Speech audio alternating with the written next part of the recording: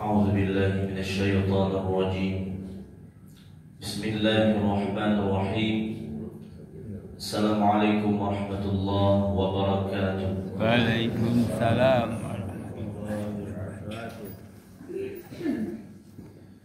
الحمد لله والصلاة والسلام على رسول الله وعلى آله وصحبه ومن والاه. أشهد أن لا إله إلا الله وحده لا شريك له، وأشهد أن محمدا عبده ورسوله صلى الله عليه وسلم، المبعوث رحمة للعالمين الذي لا نبي بعده. اللهم فصل وسلم وبارك وأنعم على هذا النبي الكريم وعلى آله وصحبه ومن سار على نهجه واهتدى بهديه واستنى بسنته واقتفى أثره إلى يوم يلقاه. أما بعد، kaum muslimin wal muslimat, hadirin wal hadirat, Bapak Ibu jamaah Masjid Surau Darul Jannah yang semoga senantiasa dirahmati dan dimuliakan oleh Allah Subhanahu wa taala. Puji syukur kehadirat Allah Azza wa Jalla. Allah Subhanahu wa taala senantiasa memberikan kepada kita berbagai macam nikmat dan karunia, sehingga pada subuh ini kita berkumpul di rumah Allah Subhanahu wa taala untuk melaksanakan berbagai macam ibadah dan ketaatan kepada Allah, serta menghadiri majlis ilmu, mempelajari Al-Quranul Karim. Kemudian salawat berangkaikan salam kita mohonkan kepada Allah agar disampaikan kepada Nabi kita Nabi Muhammad sallallahu alaihi wasallam. Allahumma salli ala Muhammadin wa ala ali Muhammad. Semoga salawat dan salam juga tercurah kepada keluarga beliau, istri-istri beliau, kepada para sahabat dan orang-orang yang mengikuti beliau dengan benar hingga hari kiamat. Bapak Ibu rahmati Allah Subhanahu wa taala, kembali kita melanjutkan kajian tafsir Al-Quran. Pada pertemuan sebelumnya kita membahas tafsir surah Al-Baqarah ayat 130 sampai 132. Insyaallah taala pada subuh ini kita lanjutkan dengan ayat 133 sampai 134. Al-Baqarah 133 sampai 134. Bapak Ibu rahmati Allah Subhanahu wa taala, di ayat 133 Allah taala berfirman, Am kuntum syuhada'a idh hadara Ya'qub al-maut idh qala li banihi ma ta'buduna min ba'di qalu na'budu ilahaka wa ilaha abaika Ibrahim wa Ismail wa Ishaq ilahan wahidan wa nahnu lahu muslimun. Apakah kamu menjadi saksi ketika maut akan menjemput Nabi Ya'qub alaihissalam? Ingatlah ketika Ya'qub mengatakan kepada anak-anaknya, siapakah yang akan kamu sembah setelah aku meninggal? Maka anak-anak Ya'qub mengatakan, kami akan menyembah Tuhanmu dan Tuhan nenek moyangmu, yaitu Ibrahim, Ismail, Ishak, Tuhan yang satu, dan kami hanya berserah diri kepadanya. Bapak Ibu rahmati Allah Subhanahu wa taala, ketika Nabi Ya'qub alaihissalam menjumpai sakaratul maut, maka beliau mengumpulkan anak-anaknya seluruhnya yang berjumlah 12 orang, termasuk Nabi Yusuf, termasuk Bunyamin. Dikumpulkan semuanya oleh Nabi Ya'qub alaihissalam. Beliau sengaja mengumpulkan untuk mewasiatkan iman, mewasiatkan taqwa, serta memperteguh tauhid mereka. Ma ta'buduna min ba'di, siapa yang kamu sembah setelah nanti aku meninggal dunia. Nabi Ya'qub tidak mengkhawatirkan harta. Nanti kalau saya meninggal kau makan apa?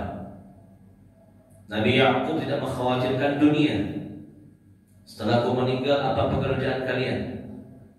Nabi Ya'qub mengkhawatirkan masalah tauhid, masalah iman, masalah taqwa, masalah beribadah kepada Allah. Ma ta'buduna min ba'di, wahai anak-anakku, siapa yang kamu sembah setelah aku meninggal dunia? Anak-anak yang beriman, anak-anak yang saleh, semua anak Ya'qub yang 12 mengatakan, qalu na'budu ilahaka, wahai bapakku, kami akan menyembah ilahmu, Tuhanmu, wa ilaha abaika, dan juga Tuhan tersebut adalah Tuhan bapak-bapakmu, Ibrahim wa Ismail wa Ishaq, ilahan wahidah, Tuhan yang satu. Tuhanmu adalah Tuhannya Ibrahim, Ismail dan Ishaq, yaitu Allah Subhanahu wa ta'ala. Wa nahnu lahu muslimun, dan kami muslim, berserah diri, tunduk dan patuh kepada Allah Subhanahu wa ta'ala. Ini merupakan sebaik-baik wasiat. Kebanyakan orang akan meninggal dunia, sebagiannya mewasiatkan harta. Ini hal yang wajar. Tapi jarang orang yang akan meninggal dunia mewasiatkan taqwa dan tauhid kepada anak-anaknya.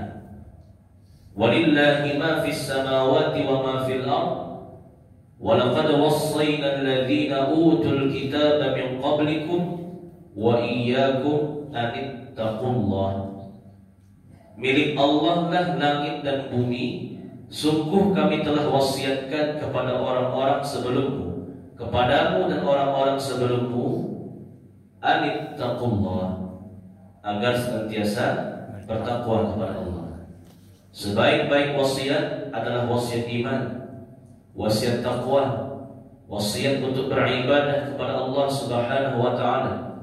Makanya setiap khatib menyampaikan khutbah, mereka menyampaikan usikum bitaqwallah. Aku mewasiatkan kepada kalian agar bertakwa kepada Allah Subhanahu wa ta'ala. Karena yang akan bermanfaat di dunia dan akhirat adalah takwa kepada Allah.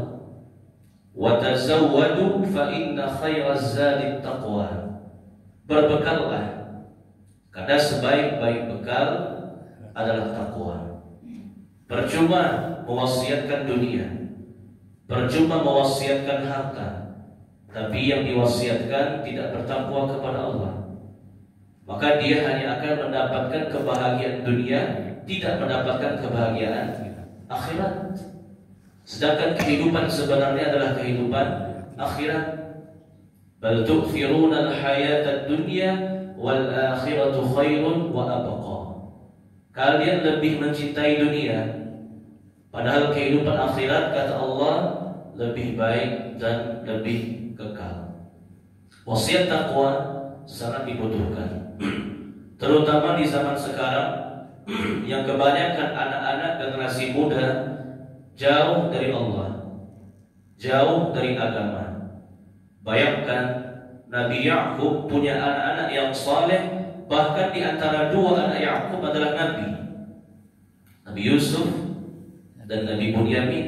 Nabi tetap diingatkan, dinasihatkan, diwasiatkan untuk bertakwa dan beribadah kepada Allah Subhanahu wa ta'ala. Orang yang saleh saja harus diwasiatkan takwa, apalagi dia jauh dari agama, jauh dari Allah.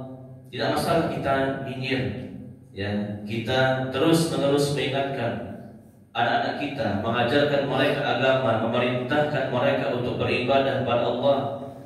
Wa'mur ahlaka bis-shalah wastabir 'alaiha La nas'aluka rizqa, nahnu narzuquk, wal 'aqibatu littaqwa. Perintahkan anak-anakmu untuk salat, perintahkan keluargamu untuk mendirikan salat. Wastabir 'alaiha, dan bersabarlah kamu dalam mengajak keluargamu untuk salat. Ya, butuh kesabaran. Ya, butuh kesabaran dalam mendakwahi keluarga. Qu anfusakum wa ahlikum nar. Jagalah dirimu dan keluargamu dari api neraka. Tidak masalah seseorang itu tidak mendapatkan bagian yang besar dari dunia, selagi dia beriman, selagi dia bertakwa, mau beribadah kepada Allah Subhanahu wa taala. Dan sebaliknya percuma dia mendapatkan seluruh dunianya tapi tidak dibarengi dengan iman, takwa, dan ibadah kepada Allah Subhanahu wa taala. Dalam sebuah hadis Rasulullah sallallahu alaihi wasallam mengatakan bahwasanya pada yaumil akhir, di hari kiamat, Allah akan memanggil dua orang menghadap kepada Allah Subhanahu wa taala. Yang pertama adalah orang yang paling sukses di dunia. Yang kedua adalah orang yang paling merana di dunia. Ini hadis riwayat Bukhari dan Muslim. Yang pertama, dia adalah orang yang paling sukses di dunia. Tidak ada manusia yang lebih sukses, yang lebih kaya selama sejarah peradaban manusia, dari awal Nabi Adam sampai manusia terakhir, dibandingkan orang ini. Tadi sebutkan namanya, namun sayangnya dia tak beriman, dia tak bertakwa, dia orang kafir. Dia sukses secara dunia dan paling sukses, dipanggil oleh Allah. Kemudian apa yang terjadi? Dia dimasukkan, dicelupkan ke neraka sesaat saja. Sebentar dikeluarkan lagi. Masuk ke neraka sebentar, bukan sehari, tapi sedetik saja, anggap sedetik, dikeluarkan lagi dari neraka. Apa kata Allah Subhanahu wa taala bertanya kepada orang tadi? Hal marra bika sa'idun qat? Apakah kamu pernah merasakan kebahagiaan sebelumnya? Maka orang ini menjawab, la wallah, tidak demi Allah, aku tidak pernah merasakan kebahagiaan, kesuksesan sebelumnya. Hanya dengan satu celupan neraka, dia lupa dengan seluruh kesuksesannya di dunia. Sebaliknya orang yang kedua, orang yang paling merana, paling sengsara, tidak ada yang lebih miskin, yang lebih merana dibandingkan orang ini dalam sejarah peradaban manusia.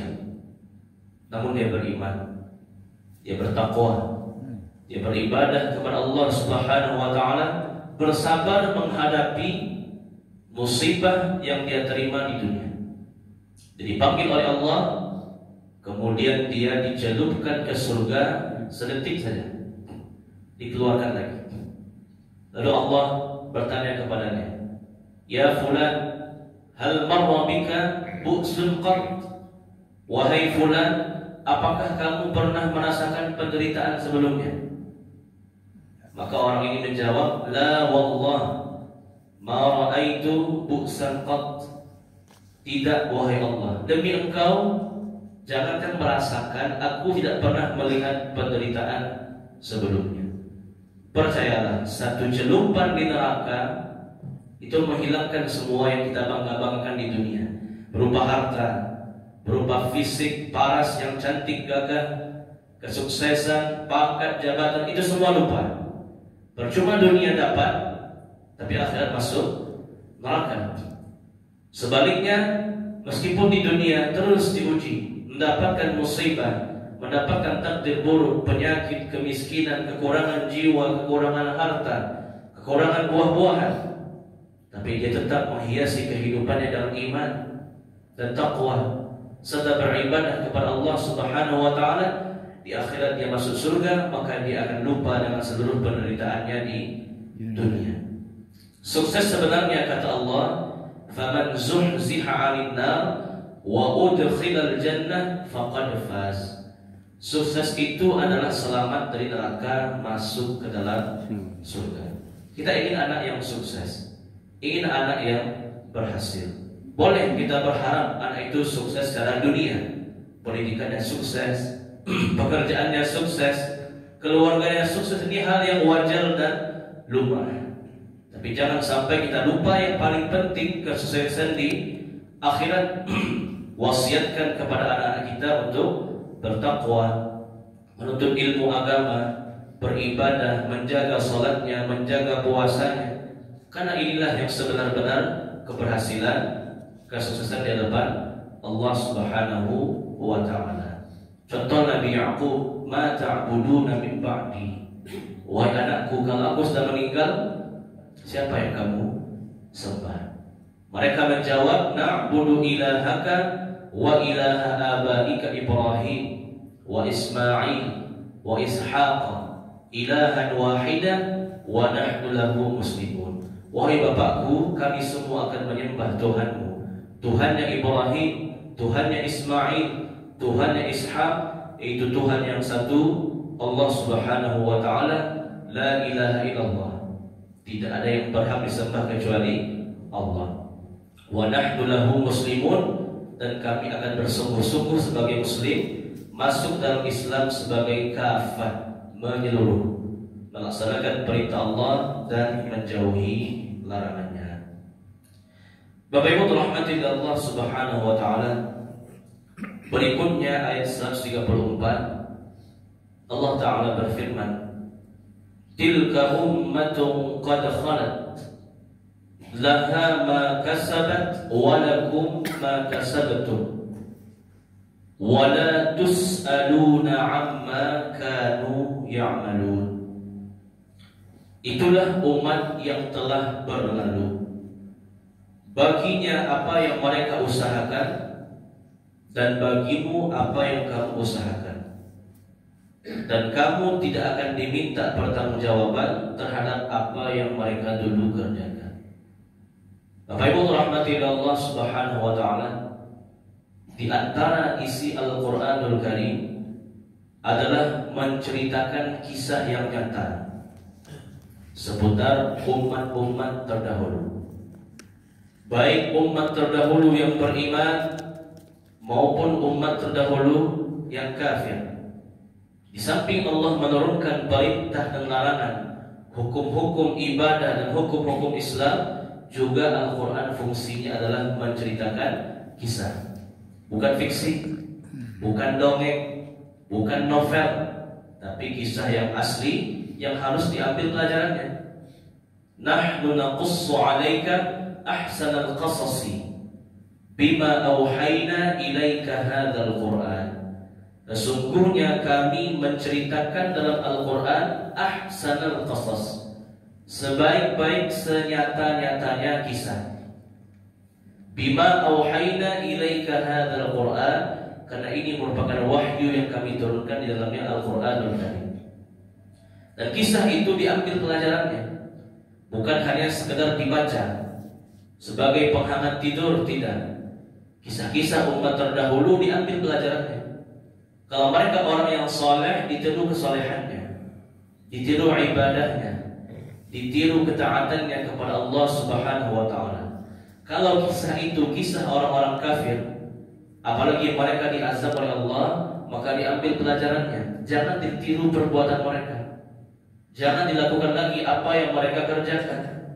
Betapa banyak, dan justru di Al-Quran justru lebih banyak kisahnya orang-orang yang kafir, orang-orang yang musyrik, yang mereka dibinasakan oleh Allah. Umat Nabi Nuh, umat Nabi Hud, umat Nabi Saleh, umat Nabi Lut, umat Nabi Syuaib, Fir'aun, Namrud, Qarun. Banyak di Al-Quran kisah-kisah umat terdahulu yang mereka kafir, ingkar, dibinasakan oleh Allah Subhanahu wa taala. Jangan tiru perbuatan mereka. Umat Nabi Nuh diazab karena mereka menyembah berhala, beribadah pada selain Allah. Umat Nabi Hud, umat Nabi Saleh juga demikian. Umat Nabi Lut, mereka mencintai sama jenis, dihukum oleh Allah. Umat Nabi Syuaib berlaku curang dalam timbangan dan takaran, diazab oleh Allah. Jangan tiru perbuatan mereka. Tilka ummatun qad khalat, Itulah umat-umat terdahulu yang telah kami ceritakan kisahnya. Kalau teladannya baik, tiru. Kalau perbuatannya buruk, maka tinggalkan. Jangan mengulangi perbuatan mereka. Kalau tidak, kamu akan diazab oleh Allah sebagaimana mereka dulu diazab oleh Allah. Laha ma kasabat wa lakum ma kasabatum. Masing-masing manusia bertanggung jawab atas perbuatannya. Mereka bertanggung jawab atas perbuatannya, kita pun juga bertanggung jawab atas perbuatan kita di hadapan Allah. Wala tus'aluna amma kanu ya'malun, dan kalian tidak akan diminta pertanggungjawaban terhadap apa yang mereka kerjakan. Tidak ada dosa warisan. Wala taziru waziratun wizra ukhra. Seseorang tidak akan menanggung dosa orang lainnya. Masing-masing pribadi menanggung perbuatannya, baik buruknya. Namun Allah memiliki rahmat. Kebaikan yang kita kerjakan, pahalanya berlipat ganda. Adapun satu dosa yang kita kerjakan, maka tetap nilainya satu. Di antara rahmat Allah kepada hamba-hambanya. Man jaa bil hasanati falahu asyru amsalihha. Siapa yang mengerjakan satu kebaikan, maka akan dikali 10. Ini minimal. Bahkan Nabi mengatakan ila sab'i mi'ati dha'fin, bahkan bisa dikali 700. Ila ad'afin katsirah, bahkan bisa lebih dari 700, berkali-kali lipat ganda. Tapi perbuatan dosa, kata Allah Subhanahu wa taala, wa man jaa bis sayyi'ati fala yujza illa mithlaha wa hum la yuzlamun. Siapa yang berbuat satu dosa, maka hanya dikali 1 dan tidak dilipat gandakan, dia tidak dizalimi. Merugi orang yang di hari kiamat lebih berat timbangan keburukannya dari kebaikannya. Padahal keburukan itu nilainya cuma 1 di hadapan Allah. Dan kebaikan bisa dikali 10, bisa dikali 700, bisa dikalikan lebih daripada itu. Berarti dia betul-betul kurang dalam beribadah kepada Allah dan betul-betul sibuk dalam dosa, tenggelam dalam maksiatnya. Masing-masing kita bertanggung jawab kepada Allah Subhanahu wa taala. Orang yang sudah baligh, maka dia punya buku catatan sendiri atas perbuatannya. Nanti di hari kiamat dia akan membaca seluruh perbuatannya. Iqra kitabaka, bacalah olehmu kitabmu yang kamu kerjakan selama ini di dunia, yang dicatat oleh malaikat raqibun atid, malaikat yang menulis lagi mengawasi perbuatan kita. Wallahu alimun bizatis sudur. Allah mengetahui setiap yang kamu lakukan, sampai-sampai yang kamu sembunyikan dalam hati. Semua diketahui oleh Allah Subhanahu wa taala. Ahsahu Allahu wa nasuh. Allah mengetahui, menghitung semua perbuatan hambanya. Padahal manusia sudah mungkin melupakan apa yang dia kerjakan. Innahu ya'lamu sirra wa akhfa. Allah mengetahui seluruh rahasia dan apa yang tersembunyi dalam hati manusia. Bapak Ibu rahmati dari Allah Subhanahu wa taala, pelajaran dapat kita ambil dari ayat 133 adalah pentingnya mewasiatkan iman dan taqwa kepada anak cucu, terutama kalau kita menghadapi penyakit yang parah, sakaratul maut. Kumpulkan anak-anak kita, wasiatkan kepada mereka iman dan taqwa serta tauhid. Mereka beribadah kepada Allah Subhanahu wa taala agar anak-anak itu bukan hanya sukses dunia, tapi yang paling penting mereka juga sukses secara akhirat. Ayat 134 pelajarannya, Al-Quran menceritakan kisah-kisah nyata dari umat yang terdahulu. Ambil pelajarannya, yang baik dipedomani, diamalkan. Umat yang dibinasakan, yang dihancurkan, jangan tiru perbuatan mereka. Kemudian masing-masing manusia bertanggung jawab atas perbuatannya. Di hari kiamat akan dihisab oleh Allah, ditimbang baik buruk dari perbuatannya. Allah a'lam bishawab. Ini kajian tafsir kita pada subuh ini. Silahkan kalau ada Ibu yang bertanya, tafadhol. Silakan Pak. Assalamualaikum warahmatullahi wabarakatuh. Waalaikumsalam warahmatullahi wabarakatuh. Jadi aku mau nanya anak-anaknya apa yang terus nanti bentuk penyembahan itu seperti apa pas seperti sholat sekarang. Karena sekarang sholat itu ada orang kita sendiri mempermasalahkan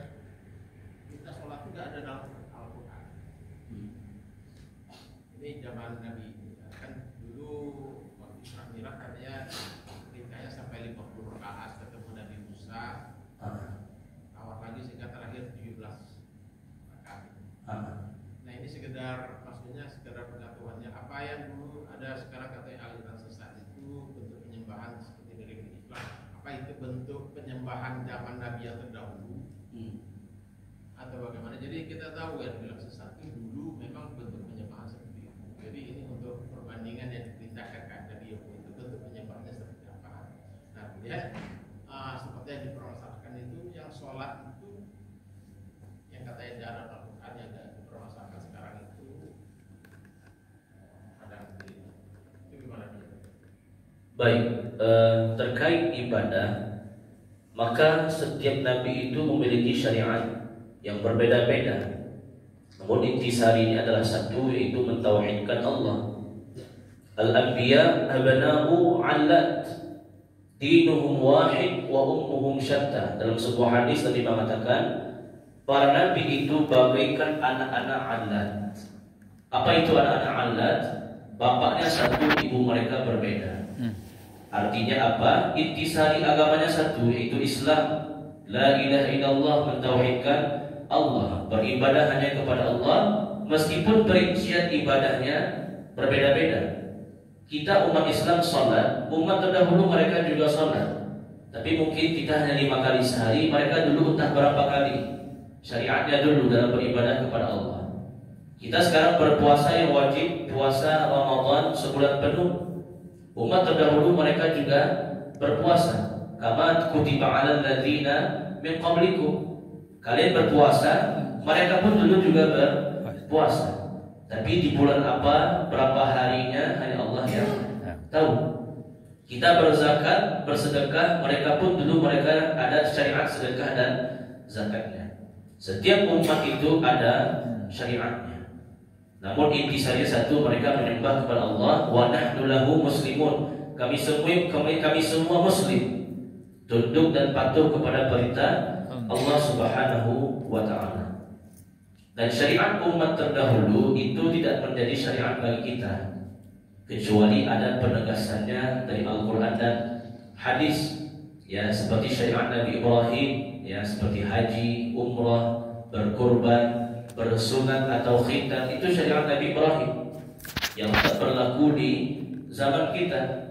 Puasa Nabi Daud, salat tahajud, itu syariat Nabi Daud alaihissalam yang tetap berlaku di agama kita.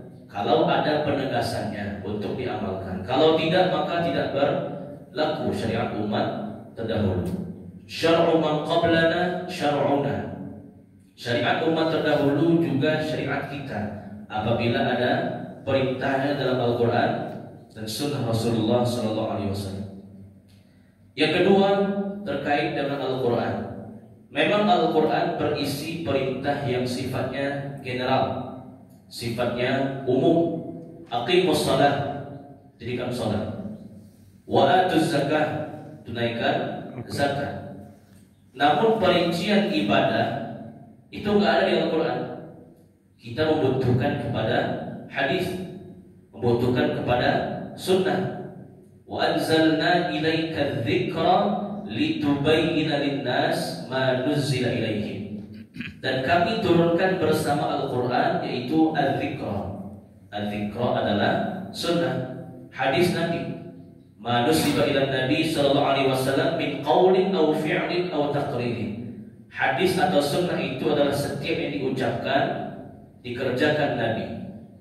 Maka ini adalah sebagai litubayyina lin-nas ma nuzzila ilaihim, untuk menjelaskan kepada manusia apa yang telah Allah turunkan berupa Al-Quran. Al-Quran menurunkan perintah dan larangan, tapi rata-rata sifatnya umum. Kerjakan ini, jangan berbuat seperti ini. Tapi bagaimana perincian salat itu? Bagaimana takbirnya, doa istiftahnya, rukun-rukunnya, itu dilihat dalam hadis. Sallu kama ra'aitumuni usalli. Salatlah kalian sebagaimana kalian melihat diriku salat. Kita butuh kepada hadis. Hadis pun juga wahyu dari Allah, tapi tidak dibukukan seperti Al-Quran yang terwujud dalam perbuatan dan perkataan Rasulullah sallallahu alaihi wasallam.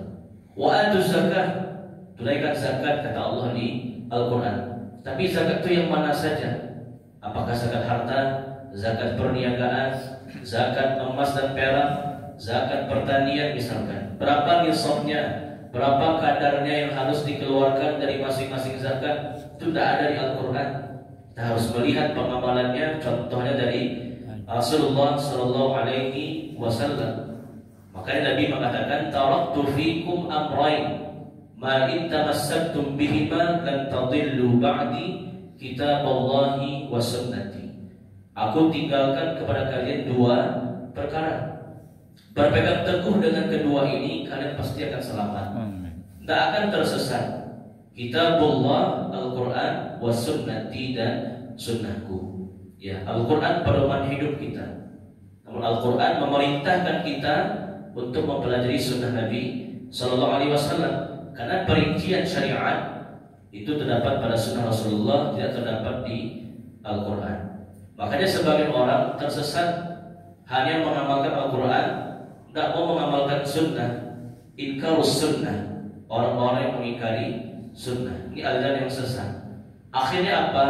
Salat mereka tidak ada takbirnya, tidak ada rukuknya, tidak ada sujudnya. Kata mereka salat itu cukup dengan mengingat Allah. Karena Allah mengatakan dalam surat Taha, wa aqimis salata li dzikri. Ingatlah salat dengan mengingatku. Akhirnya dia salat duduk saja, ingat Allah 5 kali sehari itu dia bersalat. Ya, karena dia hanya berpedoman dengan Al-Quran. Padahal contoh salat itu waktu-waktunya, syarat-syaratnya, rukun, sunnah, pembatalnya ada di hadis. Ya, umat terdahulu tidak ada yang seperti ini. Mereka pun juga ada cara salatnya. Makanya Allah turunkan kitab berupa Taurat kepada Nabi Musa, Injil kepada Nabi Isa, Zabur kepada Nabi Daud, Suhuf Ibrahim, lembaran-lembaran kepada Ibrahim. Itu gunanya untuk menjelaskan cara ibadahnya. Bukan hanya perintah, tapi juga caranya Allah jelaskan. Perlu kita mempelajari sunnah Rasulullah. Itu semua adalah detail dalam agama kita.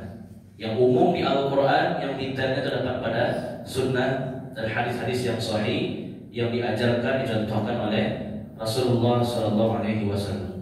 Bukan cuma salat, semua ibadah. Perintah puasa ada di Al-Quran, perintah zakat ada di Al-Quran, perintah haji ada. Tapi bagaimana perincian tata laksananya itu ada di sunnah Rasulullah SAW. Tidak mungkin kita hanya bisa berpegang dengan Quran saja, tapi harus dengan sunnah. Ya, Allah a'lam bishawab. Silakan. Assalamualaikum warahmatullahi wabarakatuh. Waalaikumsalam. Kayaknya Nabi Nuh berdoa kepada umat itu kan salah satunya karena menyembah patung. Menyembah patung. Yang setahu kita kan tidak ada nabi atau ajaran-ajaran sebelumnya, tidak ada ajaran untuk menyembah patung. Jadi di mana kata apa sejarahnya itu kok bisa ke patung lagi? Terus payah pula membawakan kepada tauhid. Baik. Yang keduanya Ustaz, tentang Bani Israel ini kan nama Nabi Yakub. Iya. Yang kuntum syuhada dan sebagainya, diminta saksi bahwa akan menyembah Allah. Terus kita lihat sampai sekarang justru Bani Israel itu bangsa yang paling barbar untuk di dunia. Macam mana cerita itu? Baik. Yang pertama, kenapa bisa terjadi kesyirikan di zaman Nabi Nuh alaihissalam? Memang betul kata Abdullah bin Abbas, manusia semenjak Adam sampai zaman sebelum Nuh, mereka tetap berada di atas tauhid, masih di atas la ilaha illallah. Maksiat memang ada yang dikerjakan, seperti Habil dan Qabil. Qabil membunuh Habil ada, maksiat, pembunuhan, perzinahan, pencurian ada. Tapi dosa yang sampai memurtadkan, mengeluarkan dari Islam itu tidak ada. Sampai seluruh zaman Nabi Nuh alaihissalam mereka tetap dihitung sebagai muslim. Namun kenapa muncul kesyirikan ini? Maka para ulama menjelaskan, awal mula munculnya kesyirikan adalah al-ghulu fis salihin. Terlalu ghulu, berlebihan dalam mencintai orang-orang saleh. Kenapa demikian? Allah berfirman dalam surat Nuh, wa qalu la tadharunna alihatakum wa la tadharunna waddan wa la suwa'a wa la yaghutha wa ya'uqa wa nasra. Umat Nabi Nuh mengatakan, jangan ikuti Nuh itu. Tetap beribadah kepada Tuhan-Tuhan kita. Sembahlah Wad, Suwa', Yaghuth, Ya'uq dan Nasr. Ini 5 orang yang saleh. Mereka terkenal dengan ibadah dan kesolehannya. Namun pengikutnya bersikap ghulu. Pada awalnya mengenang kebaikannya. Lama-lama dibuat patungnya. Lama-lama dibuat lukisannya. Akhirnya syaitan datang mengatakan, mereka gak cukup dikenal, gak cukup dibuat patung lukisannya, sembah mereka. Nah, ini tipu daya syaitan, ya. Karena kesyirikan itu dimulai dari al-ghulu fi shalihin, berlebihan dalam mencintai orang saleh. Mencintai orang saleh ini merupakan syariat Islam, tapi gak boleh berlebihan. Menganggap orang saleh itu kalau sudah mati dia punya manzilah, kedudukan di sisi Allah, atau dia punya manfaat dan mudarat. Dan sekarang banyak terjadi, ya, kaum muslimin mereka mendatangi kuburan orang-orang saleh, meminta kepada orang saleh itu. Ini kesyirikan. Meskipun tak berwujud berhala, mereka meminta kepada orang saleh fulan, syekh fulan atau kiai fulan, datang ke kuburannya meminta-minta, wahai syekh fulan, tolonglah aku, sembuhkan penyakitku, berikan aku kesehatan, berikan aku rezeki. Ini sama dengan perbuatan umat Nabi Nuh dulu. Namun umat Nabi Nuh dulu dibuatkan patungnya. Ini patung orang solehnya, ini patung Wad, patung Suwa', patung Yaghuth, patung Ya'uq dan patung Nasr. Mereka mengagungkannya lebih dari kadarnya. Ini awal mula munculnya kesyirikan. Al-ghulu fi shalihin, terlalu mencintai orang saleh. Menganggap orang saleh itu bisa punya manfaat dan mudarat selain Allah Subhanahu wa taala. Akhirnya Nabi Nuh diutus mengajak kaumnya, tidak tanggung-tanggung, alfasanatin illa khamsina 'ama. Nabi Nuh untuk memberantas ini selama 1000 tahun kurang 50, yaitu 950 tahun mengajak kaumnya untuk beribadah kepada Allah. Fazayyana lahumus syaitan a'malahum. Namun syaitan sudah berhasil menghiasi perbuatan mereka.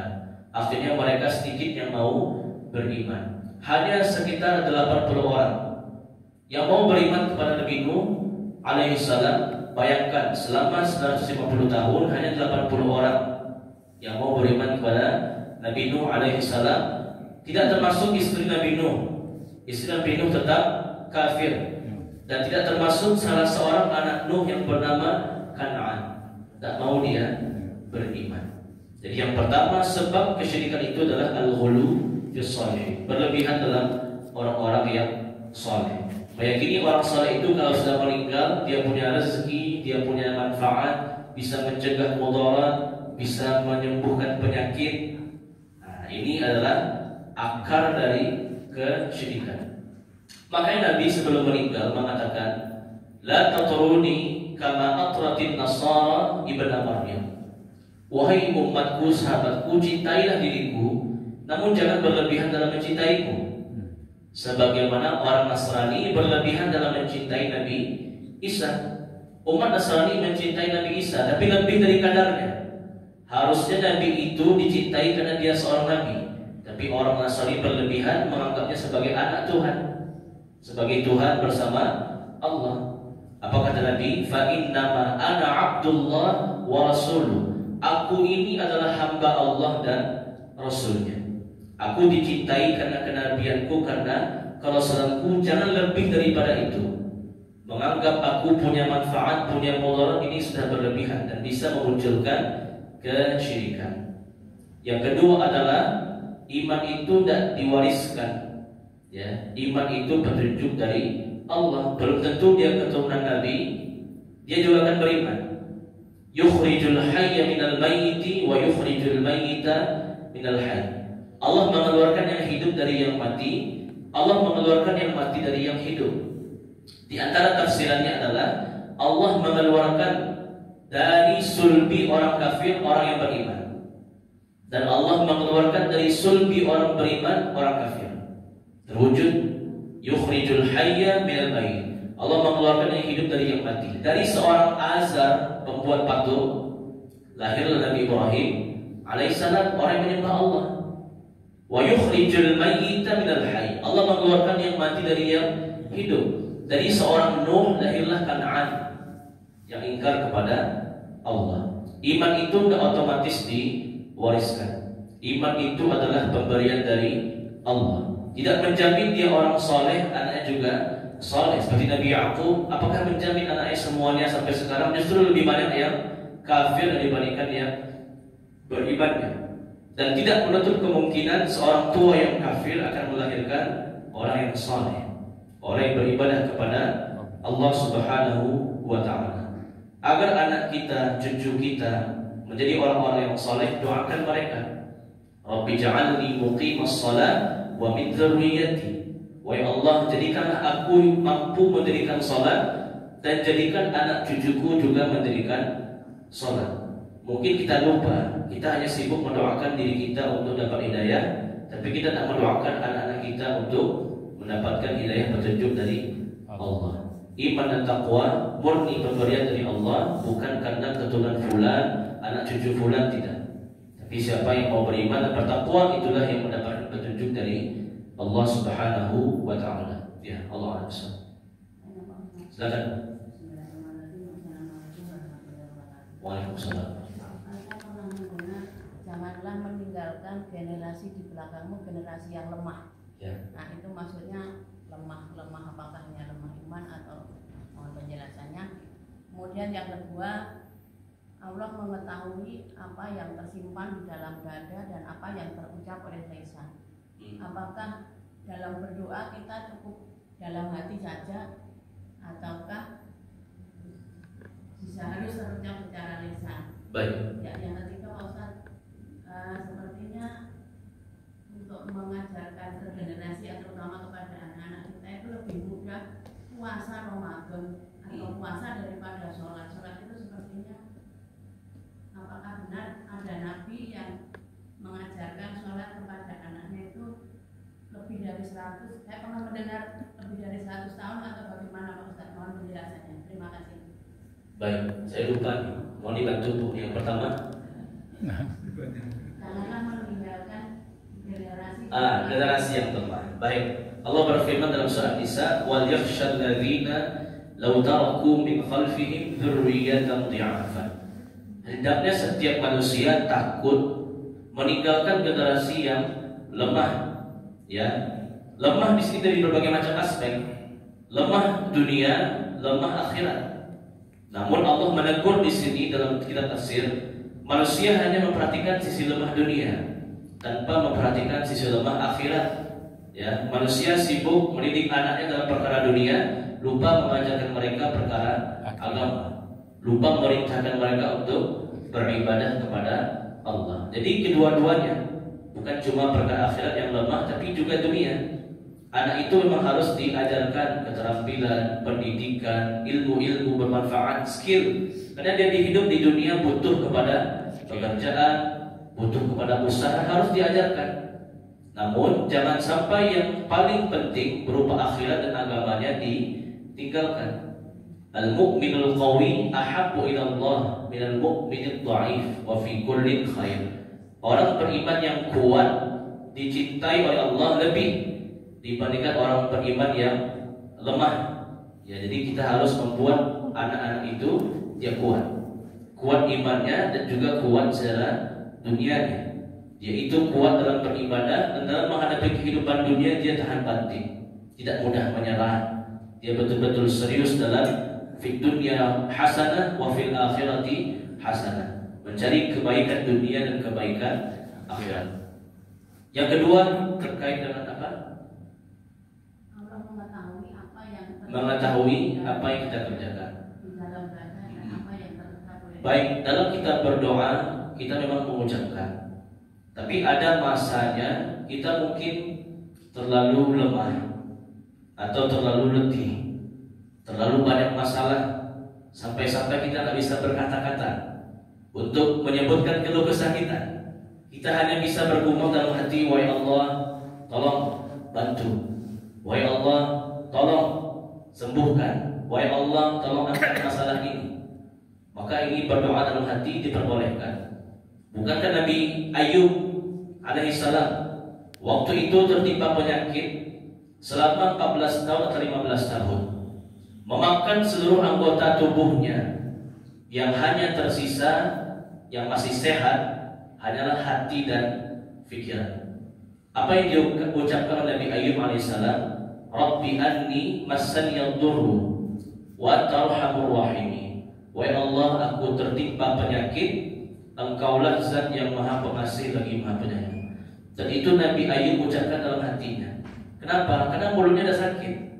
Mulutnya sudah sakit, kepalanya, tangan, kakinya sudah tertimpa penyakit. Bukan sehari, 2 hari, 15 tahun. Sehingga dia hanya bisa bergumam, membayangkan dengan pikiran dan hatinya. Ini diucapkan oleh Nabi Ayub alaihissalam. Rabbi anni massaniyad durru wa anta arhamur rahimin. Wahai Allah, aku tertimpa penyakit, tolong sembuhkan. Engkaulah yang Maha Pengasih lagi Maha Penyayang. Nabi Ayub juga mengatakan dalam hatinya, Rabbi inni massaniya syaitani binusbin wa adzab.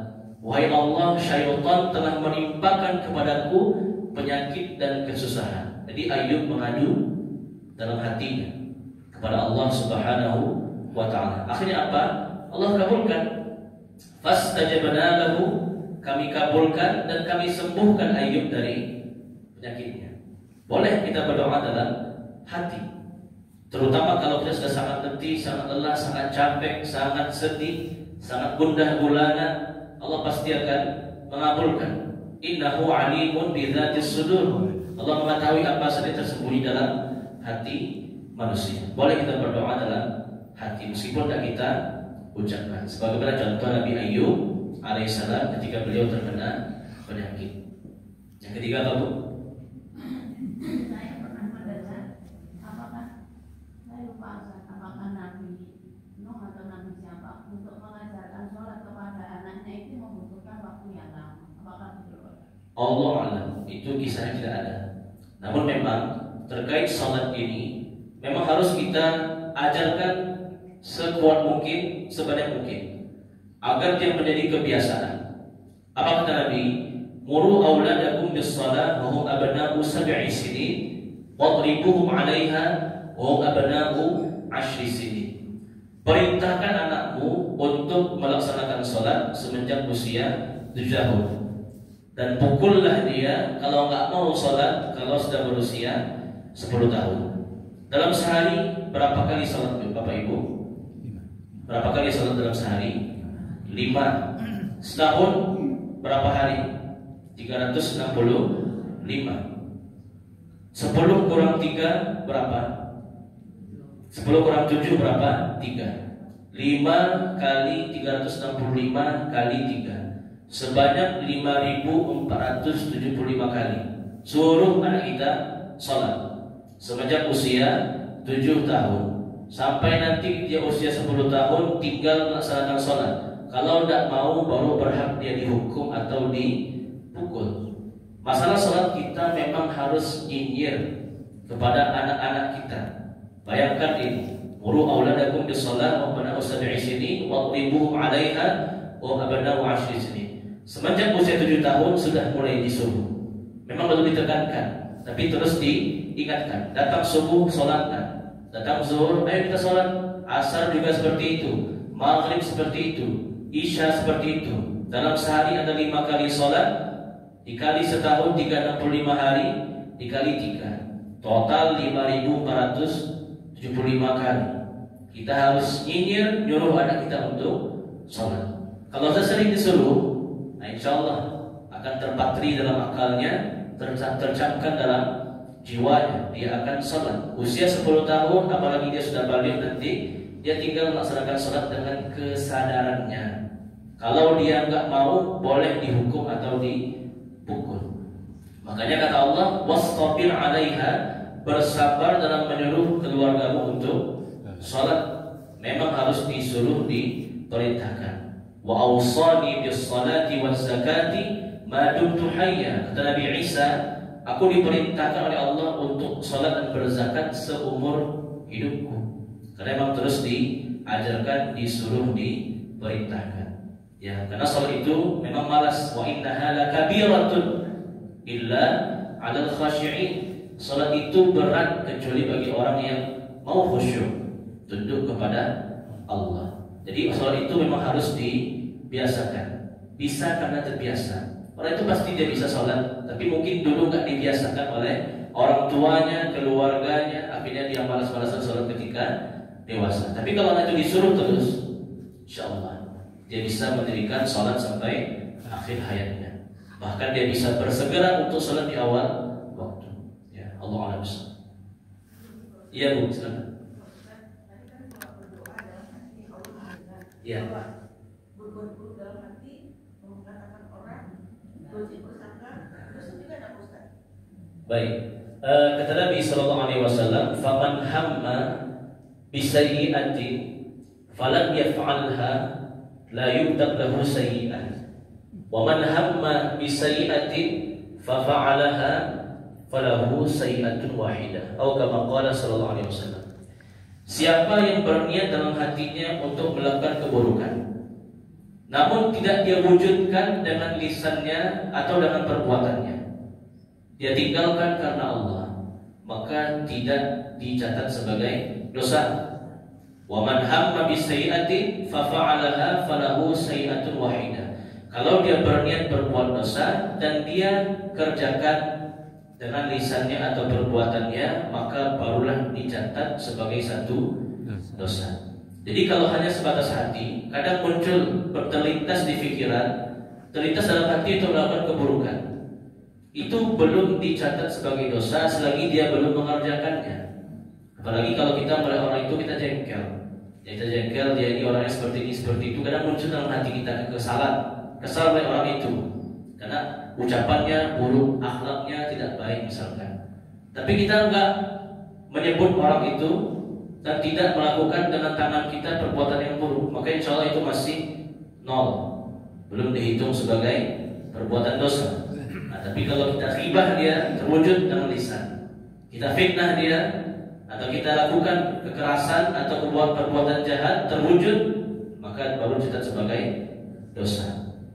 Adapun kebaikan, amal saleh baru diniatkan saja sudah berpahala. Apalagi kalau dia aplikasikan dengan lisan dan anggota badannya. Tapi kalau keburukan, ini antara rahmat Allah. Kalau hanya sebatas hati, mudah-mudahan belum dicatat sebagai dosa selagi dia belum mengucapkan atau melakukan dengan perbuatannya. Tapi tentunya jangan dibiasakan, kan dalam hati saja. Jadi dia biasakannya terus. Jangan, kalau terus-menerus nanti jadi kebiasaan, lama-lama jadi dosa juga dan terbawa kepada lisan dan perbuatan. Ya, tapi kalau sesekali muncul, dia segera menghilangkannya, insya Allah tidak dihitung sebagai dosa. Ya, Allah a'lam. Baik, kita cukupkan. Sudah waktu yang panjang. Mohon maaf Bapak Ibu atas segala kesalahan kekurangan. Mudah-mudahan bermanfaat. Barakallahu fikum. Subhanallahi wa bihamdihi, asyhadu an la ilaha illa anta, astaghfiruka wa atubu ilaik. Wabillahi taufiq wal hidayah. Assalamualaikum warahmatullahi wabarakatuh. Waalaikumsalam warahmatullahi wabarakatuh. Itu tadi kajian ilmu dari Ustaz Sultan MA. Besar manfaatnya bagi kami Allah. Sekian, assalamualaikum warahmatullahi wabarakatuh.